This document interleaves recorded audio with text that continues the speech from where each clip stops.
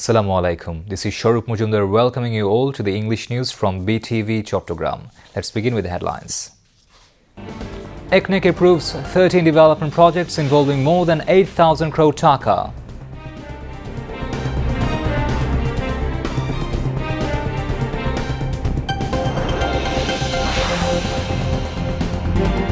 NCC postpones discussions on constitution-related proposals of July Charter with decision of resuming in early October.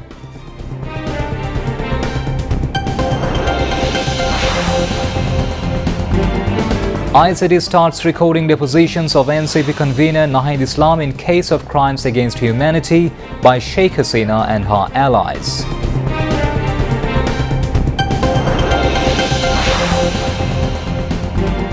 Operation Pacific Angel, joint exercise of Bangladesh Air Force and US Pacific Air Force begins.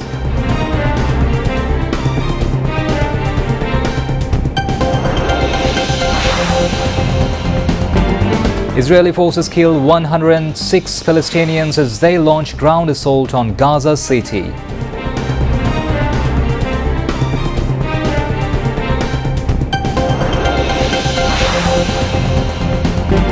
And Bangladesh keep hopes of playing in Super 4 alive, defeating Afghanistan by 8 runs in Abu Dhabi.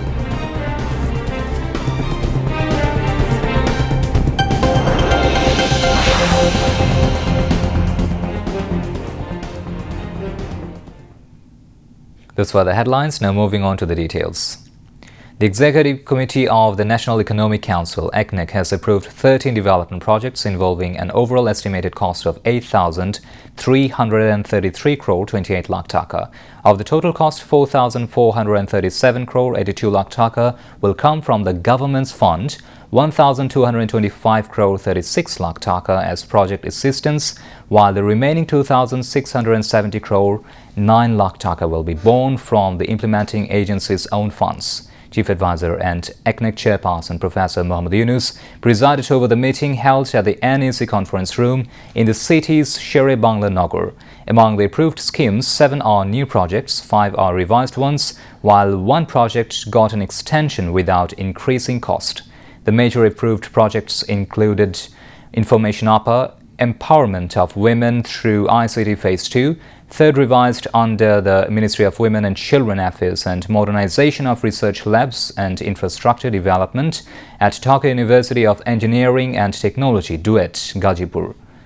3 projects under the Power, Energy and Mineral Resources Ministry, procurement of a 2000 HP rig, drilling of evolution and exploratory wells in Bhola, and modernization of NESCO's electricity distribution system, export competitiveness for jobs under the Commerce Ministry, construction of multi-purpose cyclone shelters in coastal areas Phase 3 under the Disaster Management and Relief Ministry, and Sheikh Hasina Specialized Jute Textile Mill first revised for completion, and proposed Jamuna a specialized jute and textile mill first revised under the Textiles and Jute Ministry.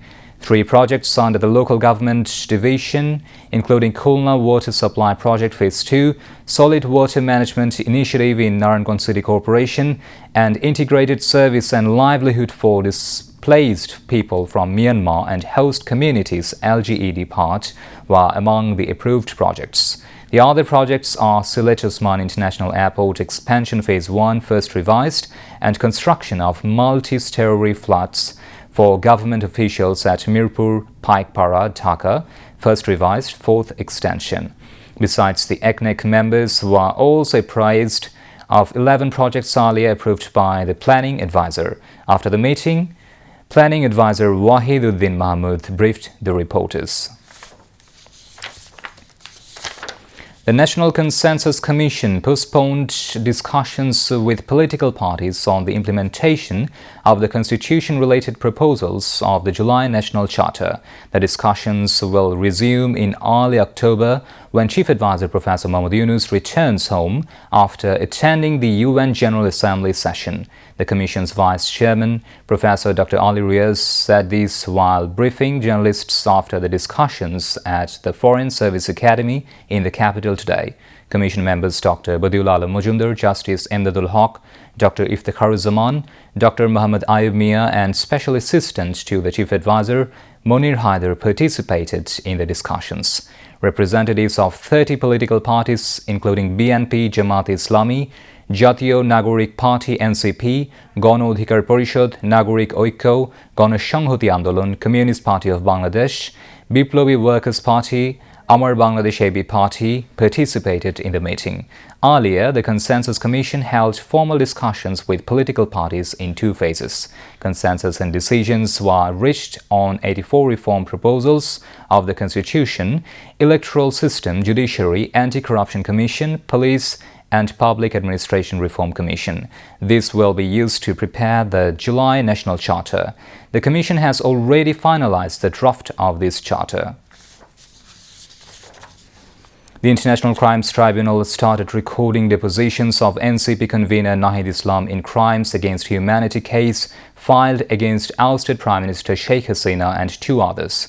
The ICT one headed by Justice Ghulam Murtuza Majumdar recorded the depositions of National Citizens Party Chief Nahid Islam as the 47th prosecution witness of the case after ending the testimony of Doinik Amar Desh editor Dr. Mahmoudur Rahman.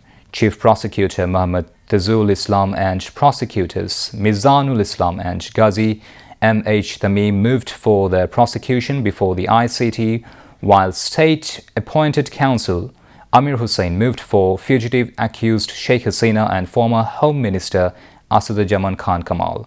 During a media briefing at the tribunal's recess, Chief Prosecutor Muhammad Tazul Islam said that with the testimony of Nahid Islam, convener of the NCP, the general witness depositions in the case against Sheikh Hasina and 2 others will conclude. The 7-day-long joint exercise titled Operation Pacific Angel is underway with the participation of the Bangladesh Air Force and the United States Pacific Air Force. As part of these various types of exercises to deal with air, land and wartime situations were conducted at the Air Force's Jahrul Haq base in Chattogram today. The exercise involved transporting seriously injured patients and transferring patients from one aircraft to another. Such exercises will improve the ability to provide emergency medical assistance, maintain in-flight coordination, and to make quick decisions. In addition, search and rescue activities are also being conducted as part of this exercise, through which the ability to provide coordinated cooperation and quick response in the rescue process of injured people in accidents, adverse weather conditions or on the battlefield will be achieved. On the other hand, combat tracking and survival exercises have been included for wartime preparation on the ground. The combat tracking exercise is being practiced to identify enemy movements, follow covert movements, and formulate strategic plans. Through survival exercises, practical experience will be gained in survival techniques using limited resources in hostile and extremely hostile environments, food and drink collection, hiding and strategies for safely escaping from enemy encirclement. This will greatly increase the ability of the forces to work together in emergency situations and wartime operations. Concerned ones opine this exercise will be considered an important milestone in conducting joint operations in the future. Now, international news.